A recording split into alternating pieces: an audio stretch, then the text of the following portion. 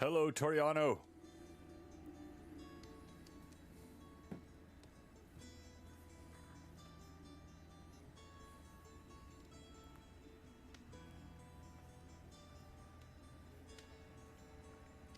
Good to see you in the chat so early. I think we had mixed up a little bit. I normally start at 5:45, so 5:30 is special start time, and I didn't want to do that today, but we'll get that all straightened out. But thought I'd kick it off, and still waiting for Robert to join, which I'm sure will happen soon.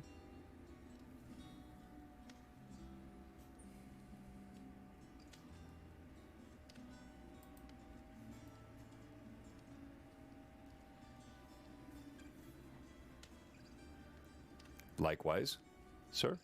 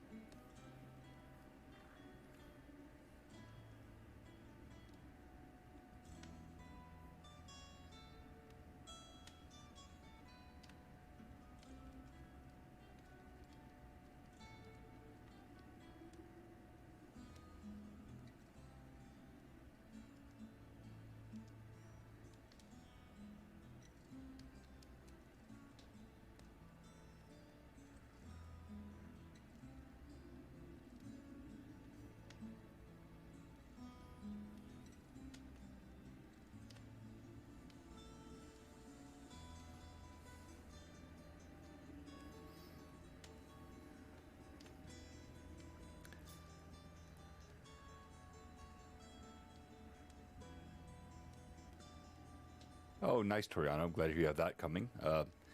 Everyone needs that good long vacation. Hey, Josh, good to see you as well, my friend.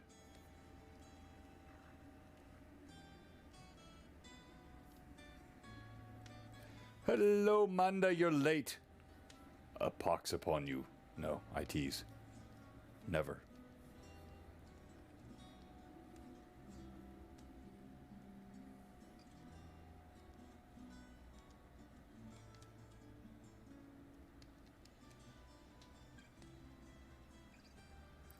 I do blame Robert for everything. What else could I not do? Blame Robert, yes. He should be here shortly, I guess.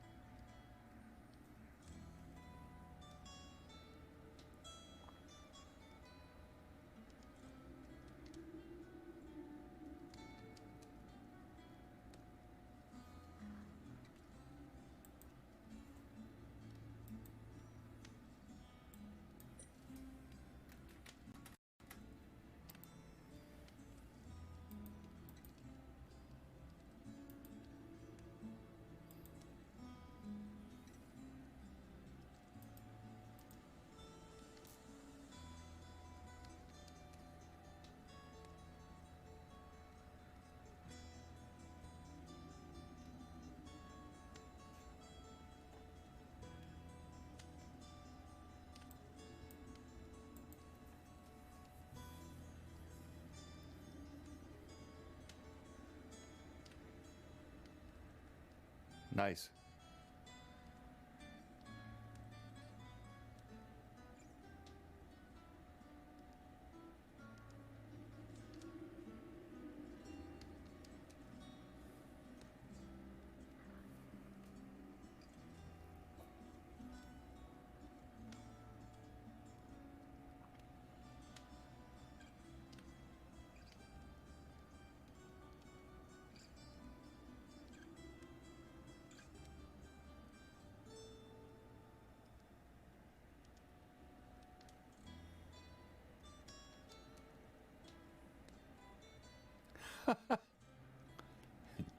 Stress? What is this stress you speak of?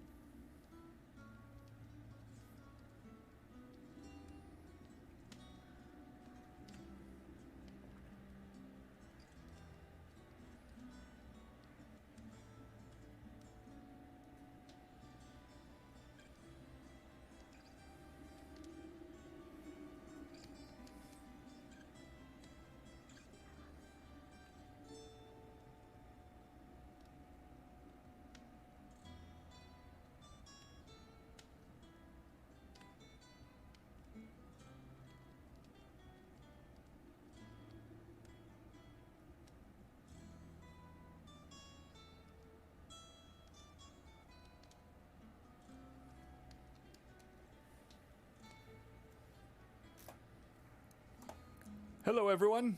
Still waiting. Don't want to kick off live till I have Robert in. Hopefully he's going to be in soon. If not, then we'll figure out plan B. Speak of... No, I should not call him that.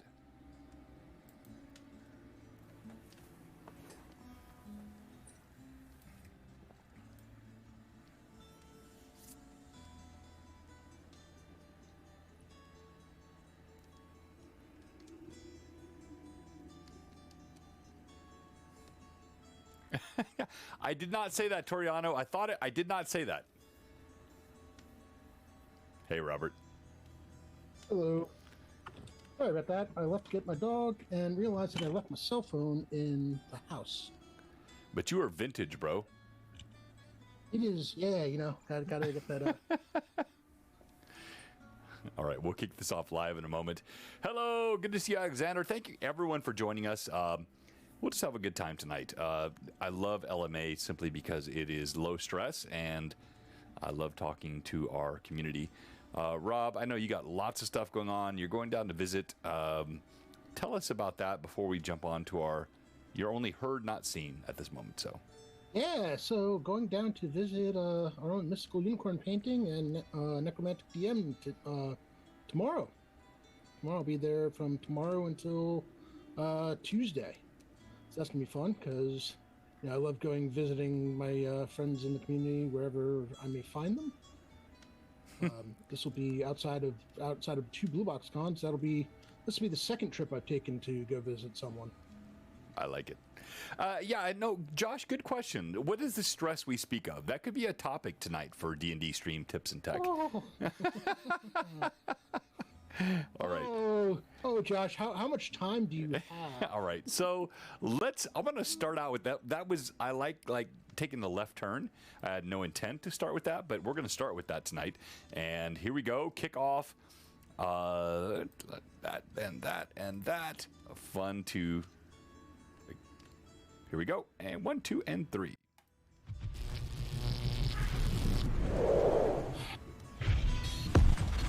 You know you all like that explosion sound, the dragon flying. That tells you it's time for Blue Box. This is Loremaster's Arcanum 87, something like that, I think. And we're going to do D&D tips and ticks and tips and tricks and streaming. But clearly, stress is the topic of the day. Hey, Tim, good to see you as well. How can you avoid stress when DMing, Robert? Well, when DMing, that's a good question. When somebody figures out the answer, would you please let me know? All right.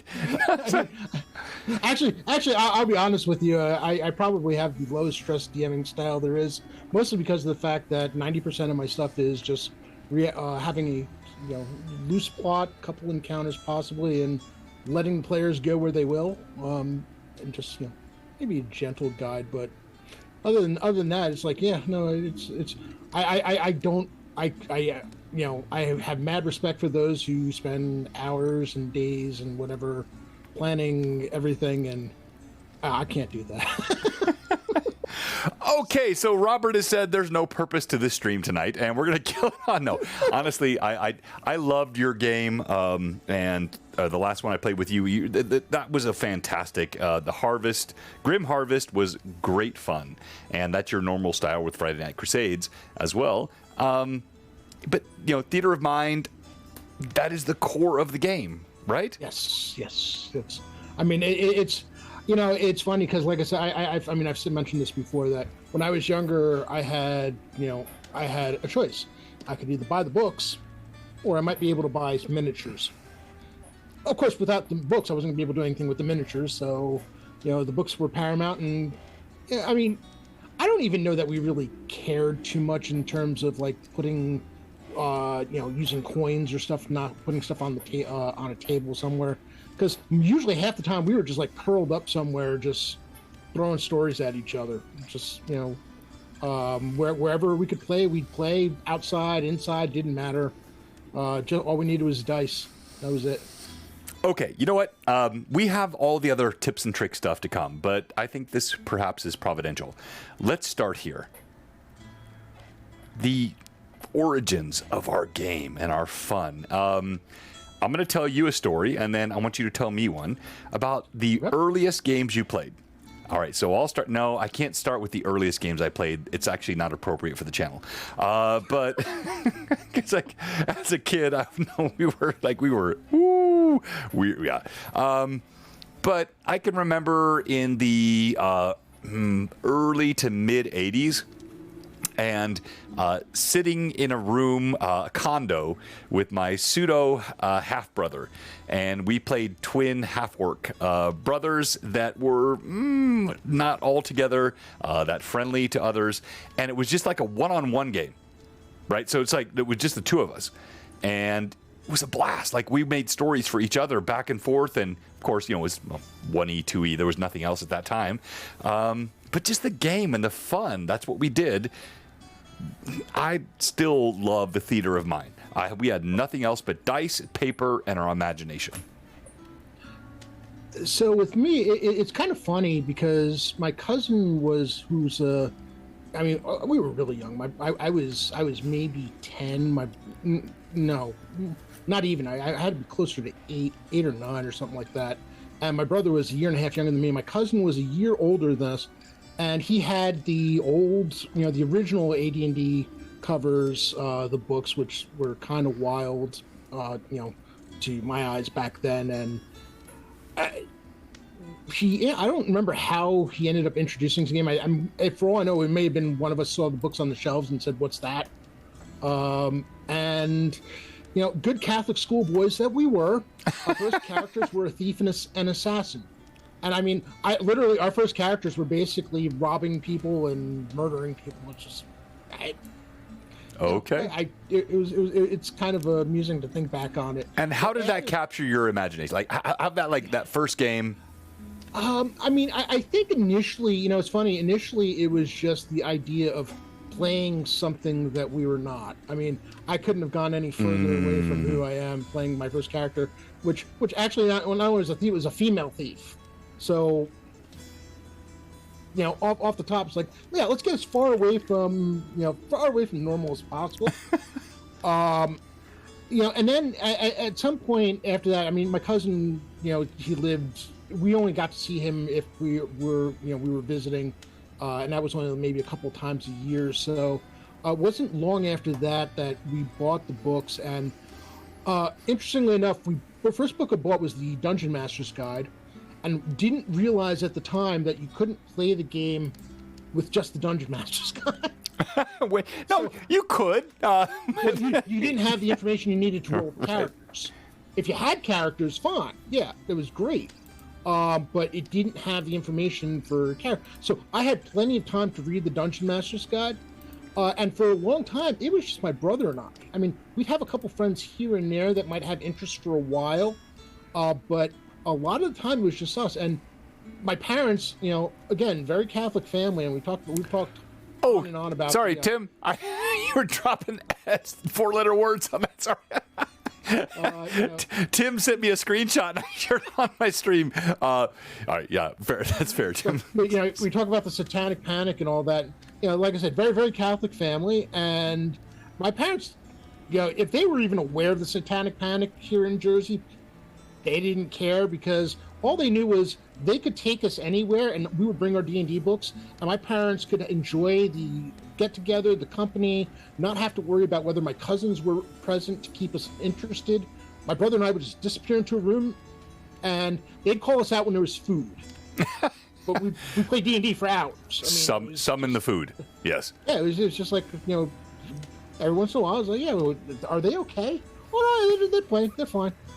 And we create like a whole slew of characters and just run whichever ones we found interesting that day. So I love that. So I'm going to do a quick run through of some of the tips and tricks I had tonight, because I want to not fail to do what I said I would do. But honestly, this is more fascinating to me. I love talking about this with you, Robert. So let's look at streaming, and click here. Dun, dun, dun, dun, dun. All right, so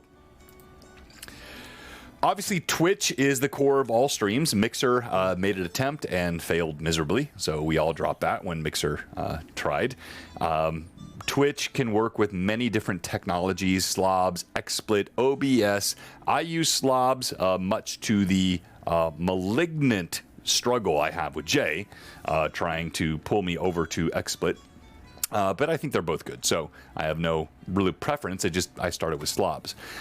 Mm-hmm. You have many parts of the tech for the streaming that we do here. One of them is Elgato. So, Rob, I use Elgato for two things. One, you can see they have cameras, capture devices, and the Stream Deck. So here, I actually use the HD 60S Plus, this guy. That connects with my DSLR. So the main camera that I'm on here is connecting through a Stream Deck Elgato unit. And then I'm sorry, I'm using the Camlink 4K. Wrong one. That one I'm using. And then the Stream Deck I have is the XL, and they have a new one now out, but I use this guy here, and you can see it. This has, maybe you can see it, if I don't rip my cords out and kill my stream and do way more than Jay pushing the wrong buttons. Come on. Mm-hmm. Oh, there it is. You can barely see it. It's out of cord. That guy. And that is so useful for kicking off scenes, lighting. So here in the room, oh, I forgot Philips Hue. I use that too. So lighting, sound. Hello, Jay. Yes, as soon as I talk about hitting the wrong button, Jay pops in the stream, of course. I love this tool. Now, again, Robert, you're a pure TOM DM, which is probably why you're not the right guy to be my co-host tonight. But I think you do. I'm teasing. I'm teasing. I mean, yeah. there's things. There's things. Thanks for that great wisdom. Wait, I want that. Robert said there's things. I mean, I have a Stream Deck, but mostly, actually, I have to set it up. I still haven't gotten it fully configured with the new computer. I really need to get my old one and just like export and import the profiles, because mine is more for, I'll use it for shoutouts. So, you know, push button shoutouts. Yeah, you're right. I mean, I don't have, for gaming purposes, for streaming a game, I don't need it quite as much. It'd probably be more useful for things like doing LMAs, if, you know, for those times when I'm hosting, and especially if I have a better idea in advance of what it is I'm doing, so that I can like switch between stuff. But you know, I want to use it more, and I'm trying to figure out the things that I need to use it for. One of the things I do want to get around to using it for, and it's part of my gaming that I haven't gotten in because I haven't decided on which tool I want to use, is for like audioscapes. Whether it's tabletop audio, Sirenscape, whatever. I need to get that integrated into my thing because it is cool. I'd like to use it for ambiance. Well, maybe not. Sorry, I'm sorry. Go ahead. More general background and not.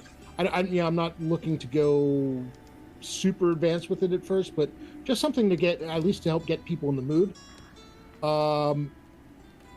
But yeah, it's a tool that I wasn't using enough, and I need to use more.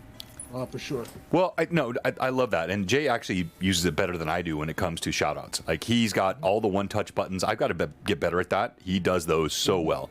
I use them for the ambiance, for the music, and Sirenscape, which you mentioned a moment ago, also for lighting. So when I do something like this, and I cast night upon my table, that is a Hue Philips lighting, but it's all being done through my Stream Deck. So it's a one touch. My thing is, I am agreeing with Robert that theater of mind is what you want, but then the ambient stuff should never interrupt. So if I have to stop and say, wait, let me find that, let me click that, let me change, then I ruin the ambiance. But if I can just do that and we're in fire, or I can kick off that and we have triumphant glory music, right? So it's so, like, if I can do that just that quickly, then I can make that augment and work with my theater of mind. Absolutely. That's probably one of the reasons why I haven't, because of the fact that I haven't gotten my Stream Deck all set up yet, is why I haven't worried too much about it. because I need to get myself settled in terms of like organizing things.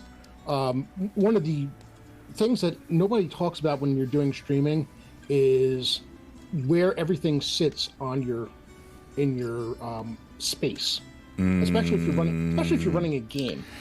Crud. Why?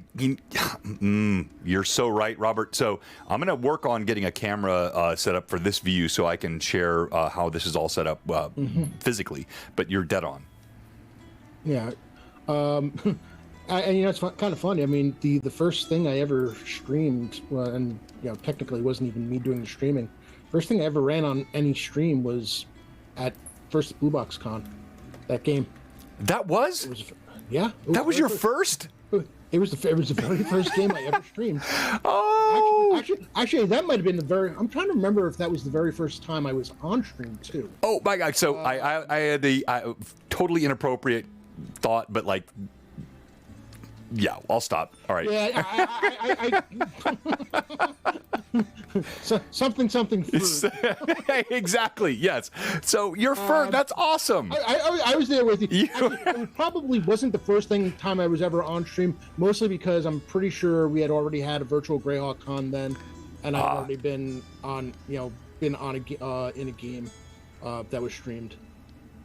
It's So that was like the first time I ever streamed a game, and of course I chose the first time I ever streamed a game to be the first time I ever ran Castles and Crusades. So yeah, that was fun. It was fun. It was a lot of fun. A great group. All right, so I'm going to get that camera ready. But as we look at the Elgato Stream Deck, any other comments or questions from the chat? I'm going to talk about how I changed my voice. Mostly, I changed my voice by using my voice. I changed my voice, but when you see me change it in a way that is altered, it's not this. And you could use this, actually. You could connect this. I haven't used the Elgato Stream Deck to do that. I'll show you what I have used in a moment. Are you using voice mod? No, I actually have installed voice mod. I can't get that stupid thing to work with all my complex audio setup here. I'm using my X-Air. Okay, good. I'm not the only one then. I'm feeling much better about it. No, it gets that weird feedback, and I can't get it to work right. I can get it so that like I can hear it. I haven't found a good guide for using it with Voicemeeter because I don't have like a hardware audio mixer. I'm using Voicemeeter with the virtual audio cables for my. As far as like audio mixing, and it does what I need it to do, except when I interject voice mod into it, because of the fact that voice mod kind of wants to get in the middle of all of it, I haven't quite got the path to go the directions I needed to go to work. That makes sense. I'm just pulling on this other camera here, but yeah, I've had the same issue with that, and I don't know why it does that, but I'll show you one in a moment what I'm actually using to do those occasional voice changes I make, which are not just my natural voice change. Rob, can you check the chat and see if there's anything I'm missing while I'm working on this? Like Q&A stuff? Biggie asked if that was would use when changing voice. Yeah, I already had that one. Tim, best game I can recall for ambiance was in college. At night we turned off the lights. Described everything in pitch black. Don't read anything Tim said. Please stop. If you've been playing this game long enough and you haven't done a thing with just doing stuff in pitch black darkness, what have you been doing? I think that's a rite of passage for personally. That's where you, especially if you're going to play a spooky session. Yeah, I should have warned you. Don't read anything from Tim. Mikey, I love when John turns on the Monty Python voice mod. That's not a. Okay, all right. So let me. Oh, this is killing me already. All right, so we're gonna go back to this and let's talk about other tech, and we'll come back to the voices. Okay. Sound effects, Sirenscape. Love this tool. Love it. Love it. Love it. So. I use multiple tools here for audio. Some kick off directly from the Stream Deck, but Sirenscape is like, I don't know, $90 a year. I know that's not an insignificant amount of money, but it's not exorbitantly expensive.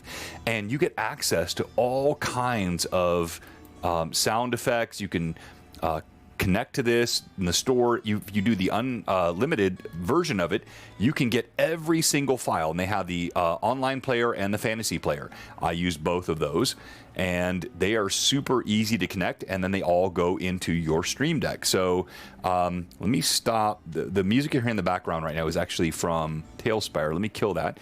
And so when I go to my Stream Deck, this guy that I showed earlier and don't want to pull the plug out, if I want to hear the entrance music, this pulls down directly from Sirenscape. One touch. It's Blue Box is. Oh, thank you. I appreciate that, Mikey. But that's not. So I'm trying to show you. It's not that hard. Like, and that's my big thing. Like, when you're a Theater of Mind DM, which I fully support, I don't want any of this to be cumbersome for you, or like be a problem for you to kick off and run. Sirenscape is super easy when you use it with the Stream Deck. Now, I'm lying just a bit. There is a problem with Sirenscape, which is stopping the sound effects when you want to is not as easy with the Stream Deck as you might think. I have a batch script. So anyone that wants to use Sirenscape with the Elgato Stream Deck, I have an all stop, which is a batch script that was done for me actually by one of my software developers. So it's not that it's talking about this way. No, I remember talking about this way back when. Yes, I know. We've covered this topic before. That sounds familiar. Yeah, so I have it. If you want it, I can send it to you. Send me a Discord or an email. Literally, it's a few lines. It's not hard, but I'll send that to you. And so I can have, for example, let me go to a Sirenscape sound effect here. Let's go to battle music. All right, so I can have Encounter 1 playing, and as D&D battle kicks off, does D&D... Oh. Hold on, 1 second.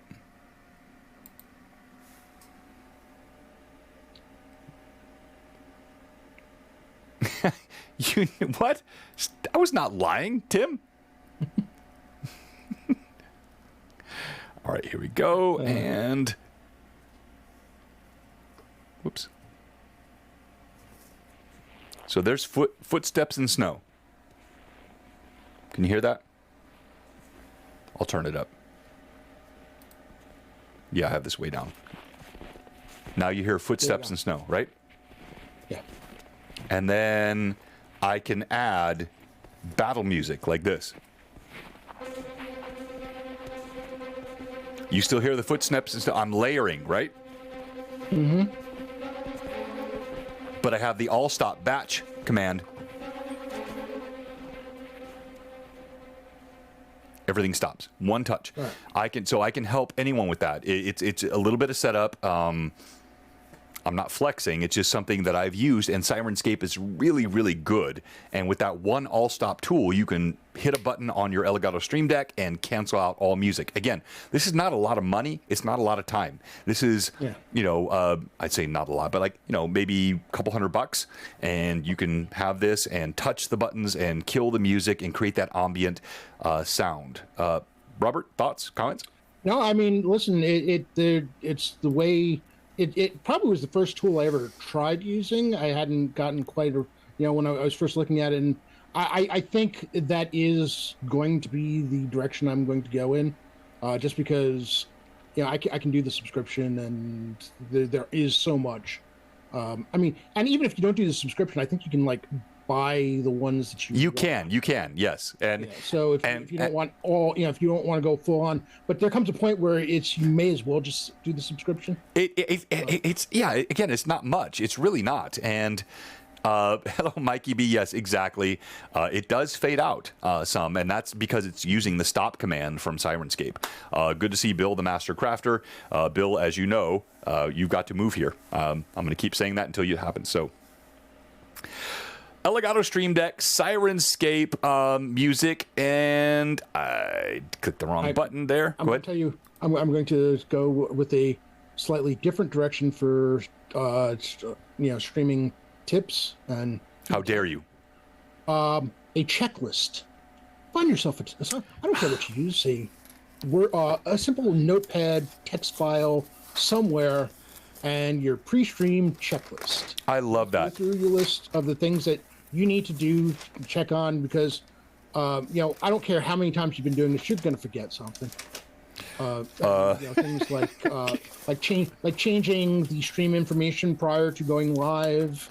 You are so freaking right, Robert. Oh my gosh. Now, you know what? You remind me of my software dev friends. They say checklist save lives. That is a common phrase in dev. Checklist save lives. And I do those often on my graph paper, but having a spreadsheet, something you will forget. Your sponsors, your stream titles, your configuration on your cameras, all of that. And I mean, and especially if if you're doing audio stuff, especially if you're doing audio, like software audio, like I am with Voice Meter and such, you want to check on, one of the things you want to put on your checklist is checking to see that your audio configurations haven't changed, because software updates are going to do it. All the time. Will do it. Check when you find the volume levels at work. Mark down what all your volume levels are, where in all places, so that. And they change. They change with software, and that happens all the time. Mm-hmm. Then that's the kind of thing where you want to get all that down, because you don't want to be fiddling around with this in the middle of the stream. It's just all it does is. I feel attacked. It's annoying. Yeah. I feel attacked, Robert. Listen. I've had to do it too. It's like. Yeah. Hey, Jerry, no, you're right. OS updates do it as well. I like Windows 11, but I definitely had a few problems when I switched over to it. It changed. Well, you know what it was? The other thing is you switch over to Windows 11, and then suddenly the way that it presents the information changes, so it just becomes longer to go fix it. It's not like, it's like things change, and then now you're spending extra time because now you're fighting the Windows UI to get to the information that you used to know how to get to really quickly. No, well said. And Manda asked if I'm only just now feeling attacked. No, I felt attacked all night, but I'm okay with that. So we have Sirenscape, Elgato Stream Deck, and if you have any questions on this, hit me up in Discord. Our Discord there, you can DM me. I've already... I've talked to many different streamers, and I can help any of them with this. Then let's go to Hero Forge. So everyone knows about Hero Forge, right?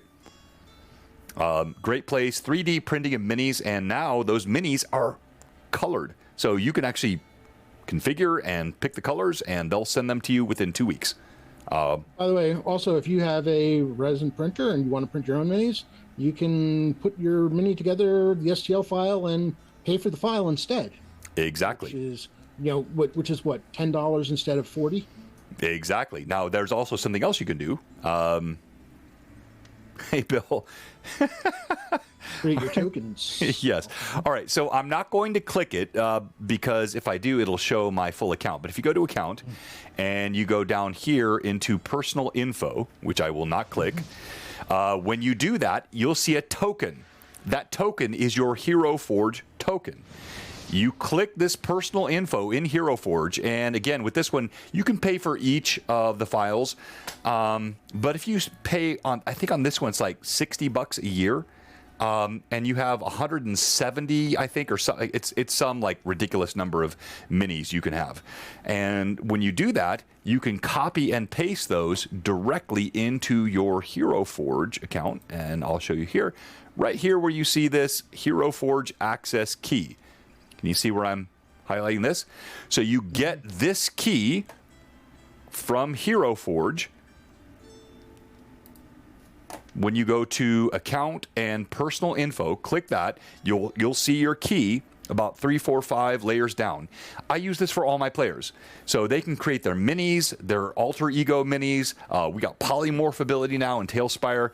And once that's created, you take it, you copy it, and you push it right here into Tailspire, right in this access key. It's still considered beta, but it works. Cool. Thoughts, comments from the chat? Make sure I'm not missing it. Yeah. No, it is true, Amanda. I have commissioned great mini painters, Now, clearly, you're not going to get something from Hero Forge that's as great as a Mike Disney painted mini. We know that. But if you want the easy ones with the STLs, you want to paint them into... So, like, let me pull one out here. While I'm looking, go ahead, Rob. You can talk some.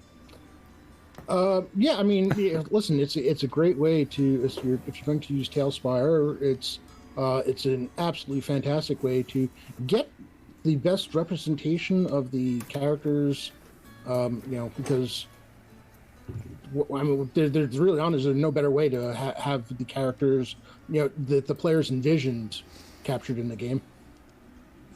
Yep. John had been marginalized. I did not marginalize you, Tim. Golly, so sensitive. But I will steal from your character. Yes, New York State of Mind, I still owe you a shipment as well, which is going out.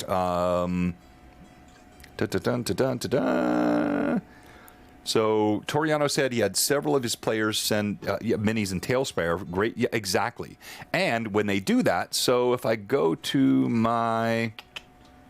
Let's go get order... trying to make sure I don't show my key.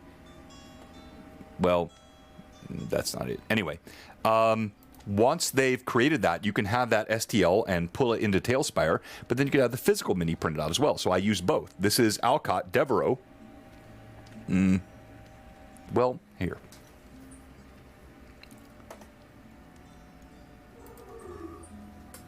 Here is Alcott Devereaux, and I have him in Tailspire and also physically, which is really fun. So I like doing that, like having both the table and then also the Tailspire stuff. So since I have the camera up here, this is the Blue Box command room, and I'm not trying to suggest anyone needs all this crap. It can be very daunting. So if you just want to have a quick stream or a game in your room and have nothing but a little bit of ambient music and some dice and graph paper, you know I love that kind of game. And that is absolutely fine. So that's my point tonight, is not to compel or boast, but I get these questions a lot where people want to know how we do what we do here. So I'm going to quickly run through the tech and the setup, and then I'm going to come back to you, Robert, with the, John, no, but I do love the SpaceX rockets, Jeff. I really do. All right, so this is the game room. If you've been to Blue Box Con, you know how it's actually not as big as it looks. It's like 12 by 12 or something. Surprisingly small. It's very, very small room. Yes, this is tiny. Jay's room is massive compared to this room. You know what that is, Rob. Over there. My favorite. You see it. The Dark Sun. Dark Sun. Boom. All right. And then, of course, the gorgeous Anna B. Meyer Greyhawk map. But on the streaming side, I use these 4 monitors. So one I'm using here is for you and I on Zoom, right? And then that Zoom hits here on that screen, and that's how I have this set up in slobs. And then this one I'm using to go back and forth between all my tabs. So Tailspire or Elgato, all that. You can see that's all running here. I'm going to talk about Logitech in a moment. So I do that all from that screen. And then up here, this is my extra. When I go back to this scene here, that's this one. So I can click this. I'll change the pick to the Anna B. Meyer map, and then I'll click a button and go back to that. And now you can see the Anna B. Meyer maps up there. So I have all my monitors here where I can run all the different setups. And then I control it all with audio and lighting. So here's the Elgato Stream Deck again. And when I want to change the lighting to, let's go green. We haven't done green. So now I have green lights up here in the room, all through the Elgato Stream Deck with those monitors. That's how all this gets run here at the tiny, tiny, tiny little Blue Box room. Then, of course, all the tabletop terrain and minis. Let me go back to the other lighting. There we go. Here, we've got minis on that wall, And all the terrain over here, not nearly as much as Jay. Jay, again, not just the size of his table, but his room has hundreds and hundreds of terrain pieces. Now, none of these were actually done by Jay. They were all done by Bill, the Master Crafter, which is why I'm so jealous. So this is kind of the overview of the Blue Box streaming room. Over there we have, yes, that Tiamat Mini. Is she not gorgeous? I used the Frontline. I should have had this up as well. I forgot these. The Frontline gaming mats. These guys are super cool, so you can do anything from grass terrain to sand. You can see I have snow terrain over there. All of that is how you can kind of create a combination of physical, virtual, and theater of mind. And yeah, comments, questions? That's listen, it's one of those things where getting, and it goes to the the setup is nice, that with the multiple monitors. Right now I'm sitting here with 2, and 2 is not enough. Every time I have 2, I want 3, and then eventually I'll want 4, because. But yeah, being able to like have things set on a screen, and if not having to worry about, okay, well, which screen do I need to have it on, because I'm going to be switching between these 2 things, and what is that going to screw up? And half the battle can be figuring out where you are in terms of your applications and where they're located and what you need to be looking at. No, well said. Yeah. Well said. And by the way, we have to correct Jay, because Jay is absolutely right. He said his is bigger, only his table. That's it. That's Jay. That's not me. That's Jay. my area, if I could get this place set up and cleared up and set up, is sitting halfway between you and Jay in terms of size. I'm like the midway point, because I've got a long extended room, but right now it is not organized well at all. All right, way to try to get this back on track. Yes, he did. Yeah, all right. So let me get this back on track. We have just a few more minutes here before we're rating Jay. But all right, cameras. I have a DSLR. I use mirrorless. And there are many of these out here. They're easy to use, and many of them are popular inside of streaming channels. But Logitech is the go-to. You got the 922. 922 is a 1080p. The Brios are 4K, but frankly, Twitch doesn't even push out 4K, so you can step that down. What are your thoughts on this, Robert? Well, not only that, the 4K, you got to make sure that there's more to it than just even the camera or Twitch. It's a matter of your USB connection and whether or not you're pushing too much stuff over, because your system itself may not have the bandwidth to handle full-on 4K.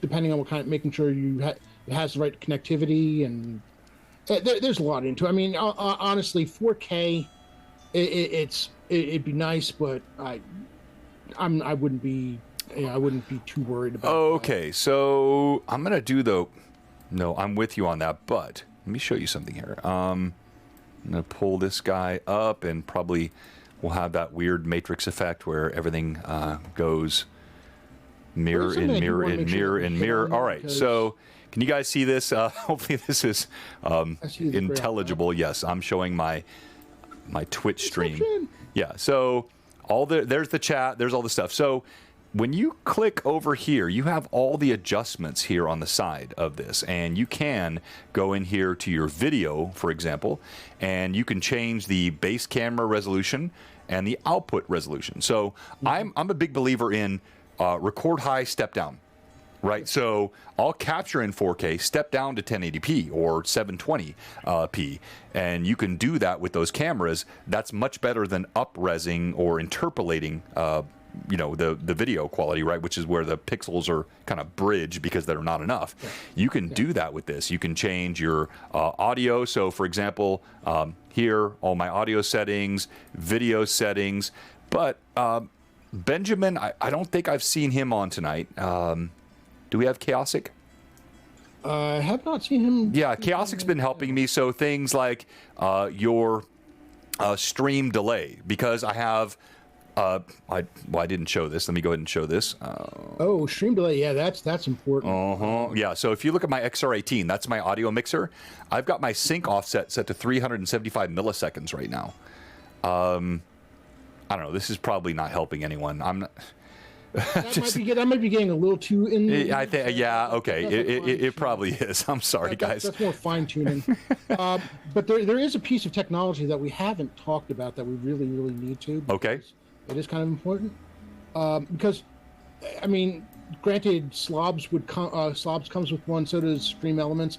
But what bot are you using? You know, with the bot you're using, if you're going to be streaming, because there are a lot to choose from. They have different features. Some of them overlap a lot in terms of what they can do.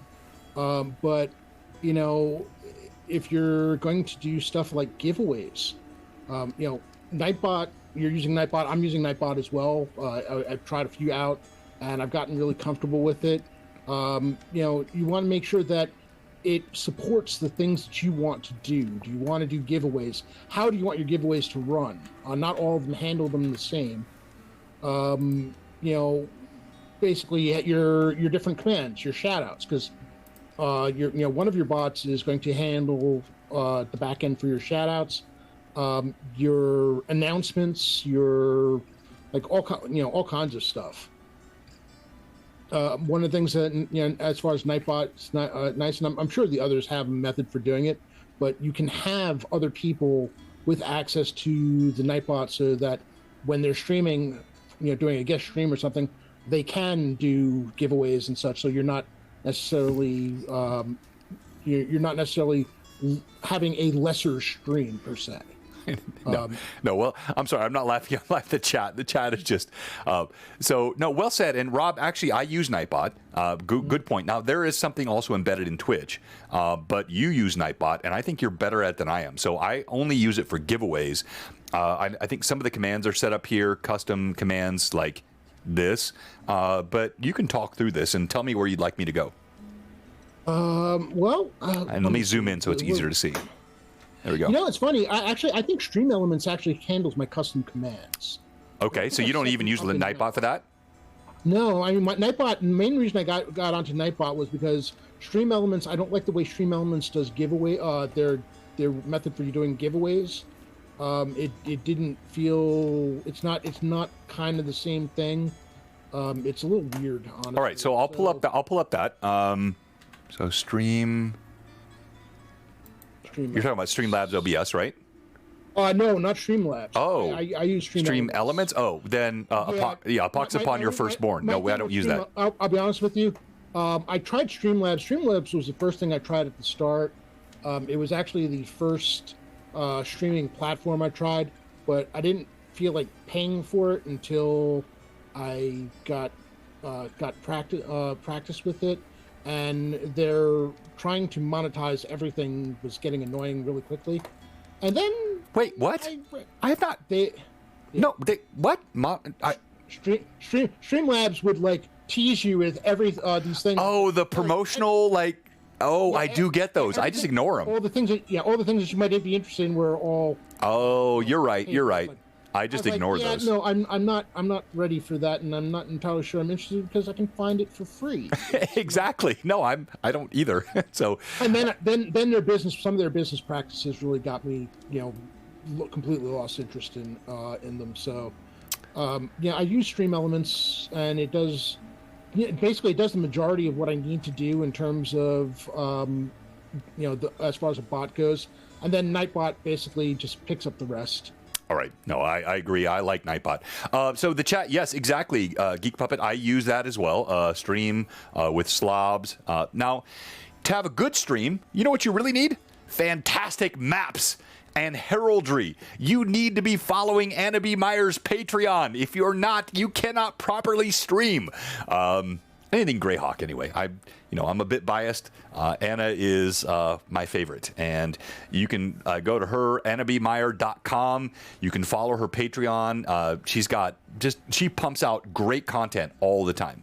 Also, I swear, I swear for the life of me, I would never, sign on to a Patreon, and then I saw Anna's work, and I was like, oh, okay, that was a lie. Exactly. Her heraldry files are sick. Let me pull those up. Look. I mean, here. Look at this. All right, so here are all the Greyhawk heraldry images from Anna V. Meyer, and I'll go here, and I got to switch monitors because that's on this one. There we go. I'm not gonna lie, being in her Patreon and seeing your name on her maps is really a really cool feeling. Oh, okay. I wasn't trying to flex like that, but I mean, yeah. Look at that. I'm just saying. It's like I was like the first time I looked at this thing list, the thank you list. I'm like, oh wait, hey, that's neat. Yeah, now she's just. I mean, look at there are hundreds of these. Look at them all. Follow her Patreon. You need Anna B. Meyer if you want to stream Greyhawk. Now, if you're doing something other than Greyhawk, that's fine, but you need that. Then you need a great artist. Look at Cowboy Hob. Yes, a sponsor shout out, but this artwork, this all comes from Hob, and it adds so much ambiance to our stream. I've had people literally say they're only watching Blue Box because of this art. I feel hurt when they say that, honestly, and I do cry, but softly, and not, but I don't like openly weep, but it's a little tear trickles down.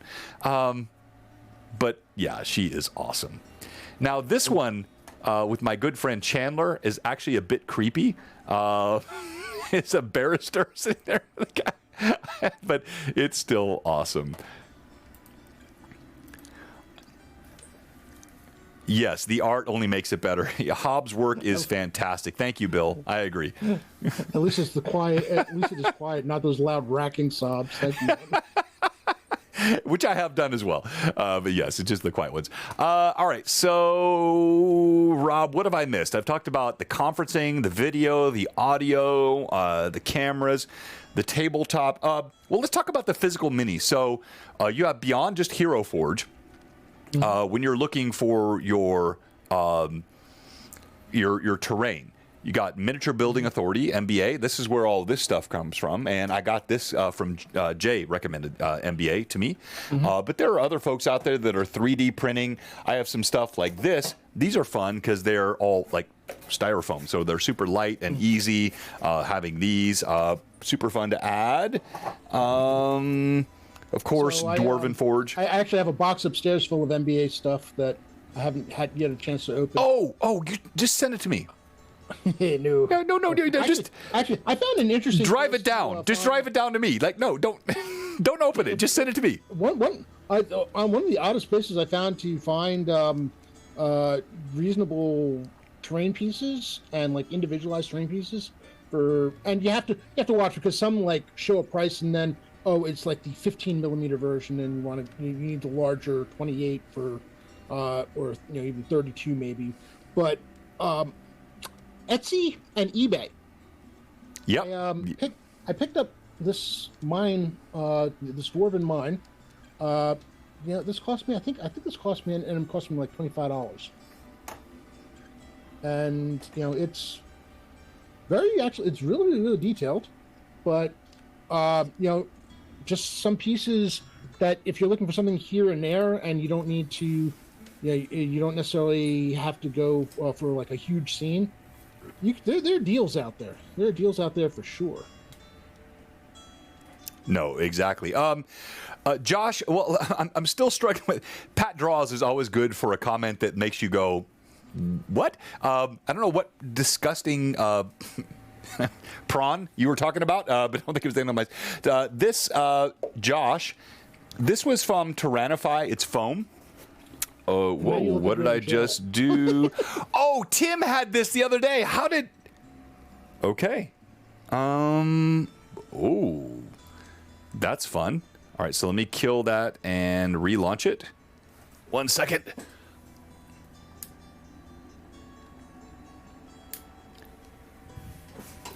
Broke camera.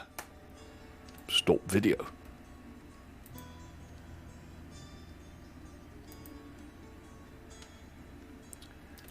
Okay.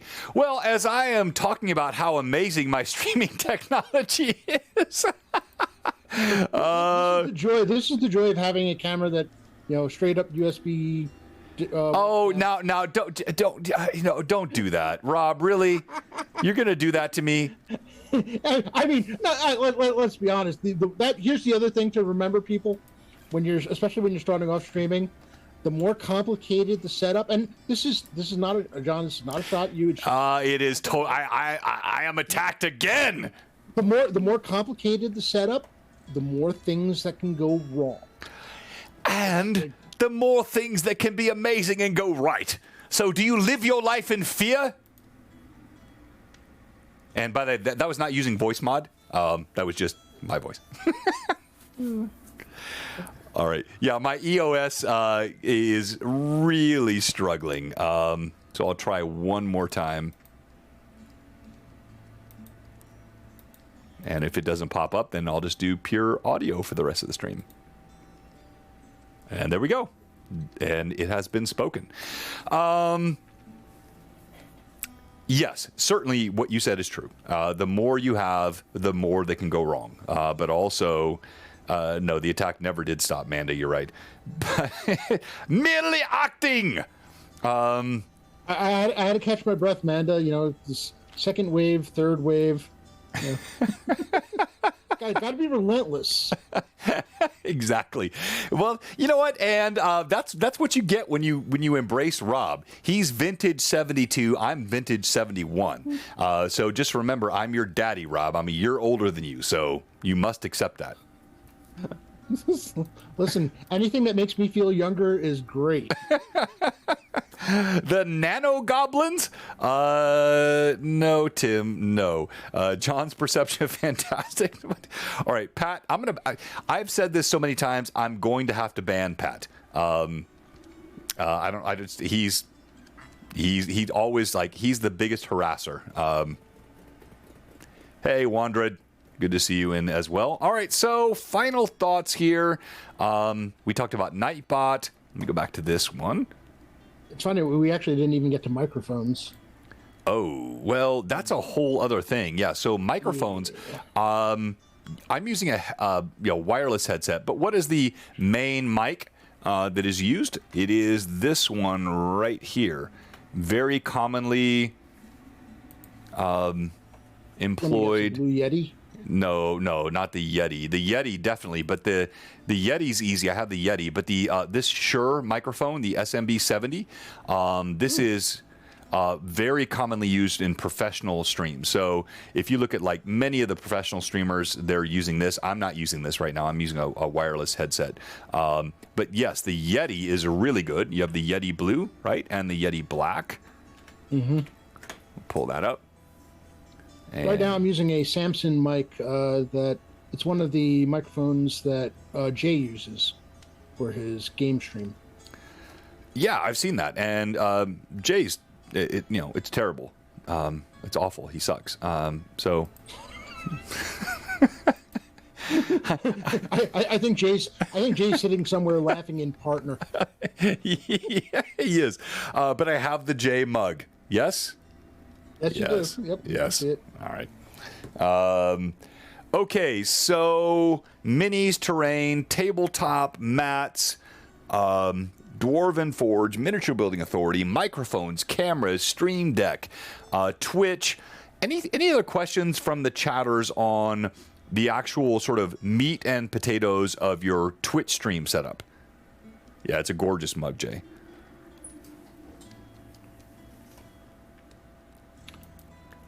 Twitch stream setup. Yeah, so you've got all the slob stuff and go ahead. Yeah, so I mean, you talk about using slobs. I mean, if you're looking for and don't want to have to worry about slobs and the various issues that there are with it. I mean, and it may not be issues to you. They're issues to me, but that's fine. OBS is still free. It always will be. It's always will be free. It's open source and it will do. I mean, that's what I use. It works. It's not not really all that difficult to set up. You can also find yourself if you want to get up and running, you can find cheap overlay packages that have everything from soup to nuts including setting up your notifications and so on and so forth. I use one, but now I've graduated to hiring Hob to commission overlays for me. Yeah, I was going to say yes. The best thing, so you can go to Fiverr and you can get very inexpensive overlays, and I've used Fiverr, but Hob can do overlays. I think I got mine from Nerd or Die, my Crusader Crusader overlays. But you used Hob for your new Phantom NJ overlay, right? Yes, yeah. She created that from scratch. Yeah, it's gorgeous. So again, you can check her out. I'll pull back up her info right here. Cowboy Hob. Artwork, also overlays for your Twitch streams, and she is responsive and super talented. All right. So my logo actually came from Fiverr. Yeah. Geek Puppet. And then Tim, how can you get this set up?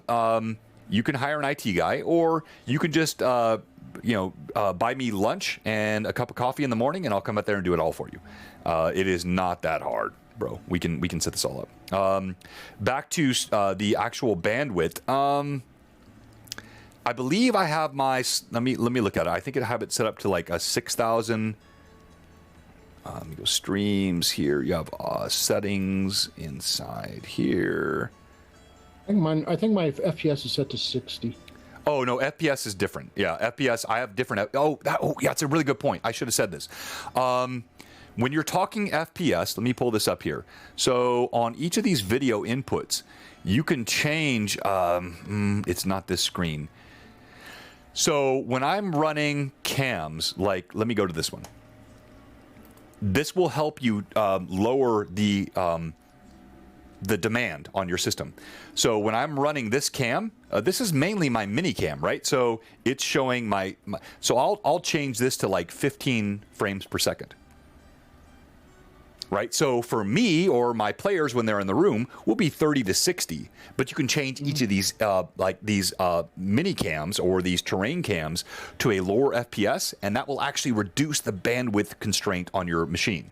So because I have this one and I have this one, like I've got multiples of these, and if they're all running at 60 frames per second in 4K, you're going to absolutely like constrain your system. I run these all in 15 frames per second, and they're just showing the minis. Yeah, makes perfect sense. Minis, it's not like the minis are moving. Yeah, so exactly. They sit there, and you don't need them at 60 frames per second. Very static image. Yeah, exactly. Yeah, so that's kind of how I run the FPS. Bandwidth, again, I have. Sorry for that. My DSLR, when I restarted it, pops that message up.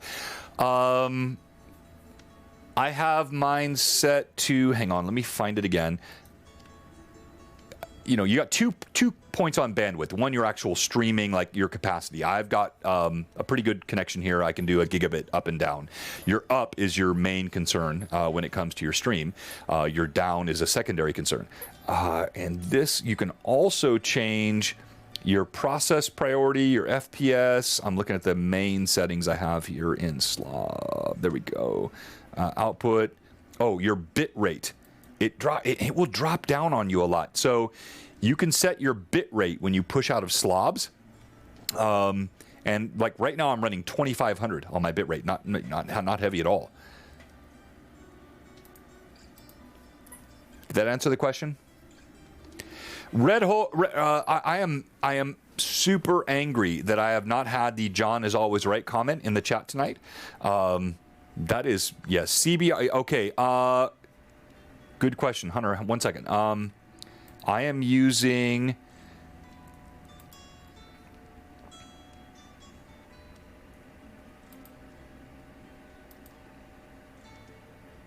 What was the question? The CBR, VBR, or ABR. I'm using on this. I'm using a NV12 color format. YUV color space set to 601. That audio stuff is very specific to my setup, so that doesn't mean anything. Process priority for slobs is set to high. And Yeah, output scale. Yeah, that's all set there. I'm going to change that if I can. FPS, common FPS volume. FPS value is set to 30 on the total stream here, so that works pretty well. Yeah, okay. Any other comments or questions or thoughts from the streamers?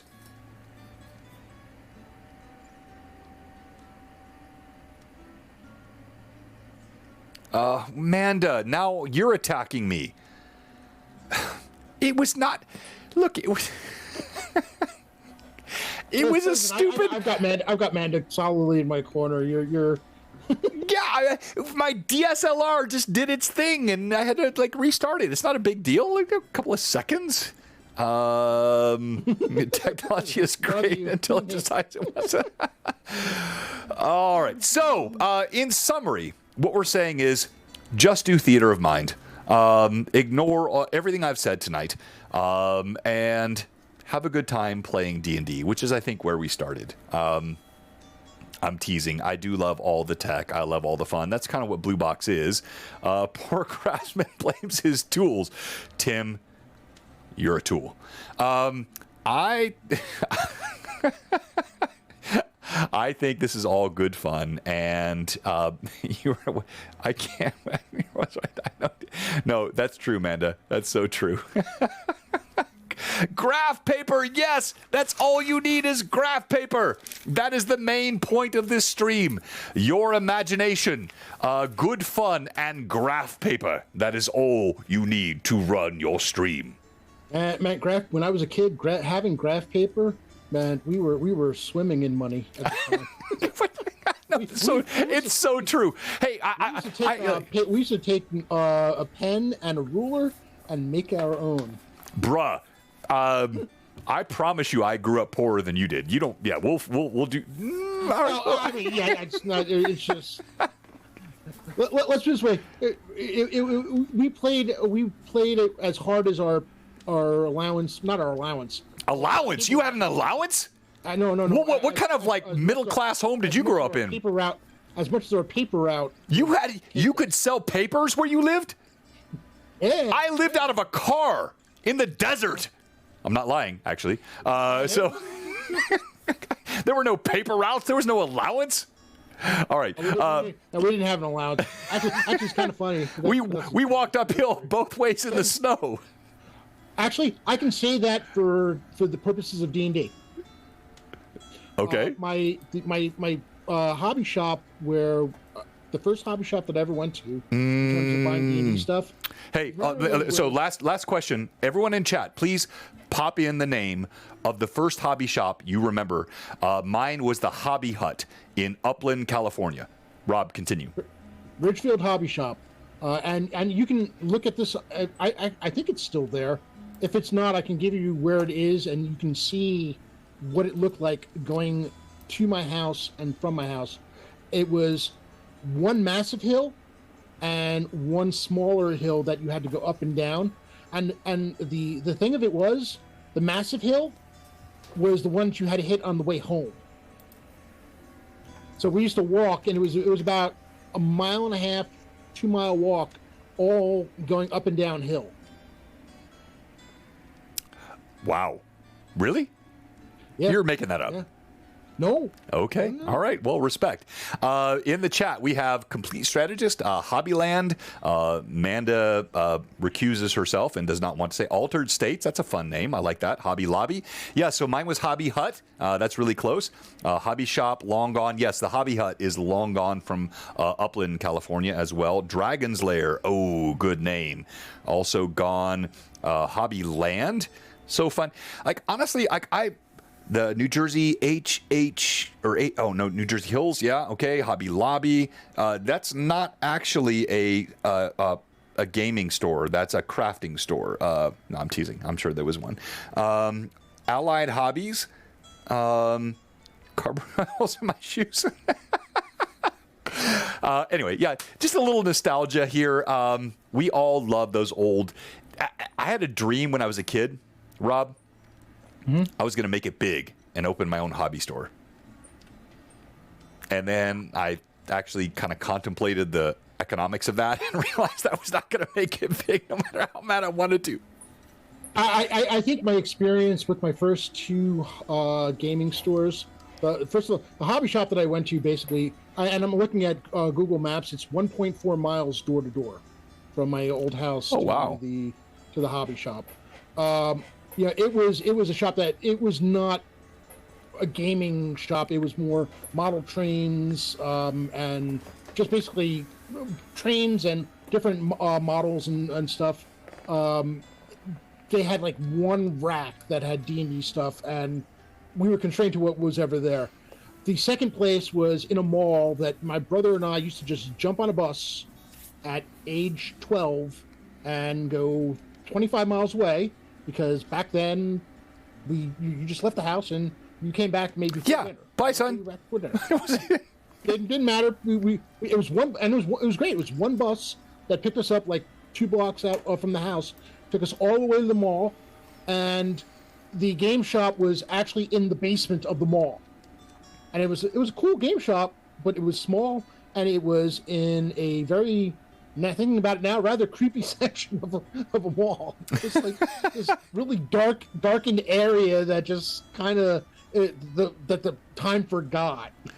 No, wow, I have a story for you about the public library in Phoenix, Arizona at some point, but we'll not do that tonight. We do need to wrap up. Several other comments in the chat, but I am really, really upset with Grendel Wolfslayer. All you got from tonight is I'm a man that can't keep his camera on.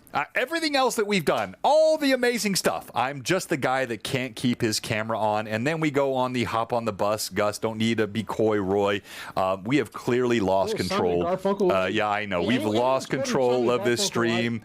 It's so your excuse is you came in late, so you didn't see all the great stuff. I'm teasing. You're fine. Now, here's how you raid. Thanks, everyone, though. I appreciate it. But I do have one other point, though, and I'll show the raid screen here. If you can see, it's a little bit dark. Probably can't see it too well. But we only have 146 subscribers. We were at 200 subscribers just a bit ago. So we have one question for you tonight. If you're watching the stream and you haven't followed, or you're a follower and you haven't subbed, or you're out there, you're a sub who has allowed your sub to expire, we have one question for you. What are you doing? Come on, give us a follow, give us a sub. We appreciate all of you. Thank you so much. And we'll be back this Sunday, our kickoff for our brand new Tears of Aird stream, featuring the content. Thank you so much. Featuring the content from Troll Lord Games, Steven Chenot, and wow, wait, hang on, let me pull that guy over so you can actually see the alert bot. Thank you, Wondred. Geek Puppet for the resub. Thank you. Steve Miller, thank you for the follow. And Reboot Robot, hopefully you're still on. I missed that earlier. Thank you for the follow. Dollar Store DM. Hey, any dollar store is good by me. So we're going to go ahead and kick this off and do a raid now. We raid Jay. You click it here in your stream. And look at that. Raiding Lord Guzumba with 25, 33. Stay with us. Give him a good raid. 35, 38. Hi, Taryn. 37. Hi, hello, Taryn. I don't know what we did tonight. I felt just silly all night long. But Rob, always good fun, even though you came in late. You're awesome, man. Did we actually raid? No, I just did. No, yeah, I was like still talking to you. Yeah, like, I meant that to be live. I was a few seconds behind, or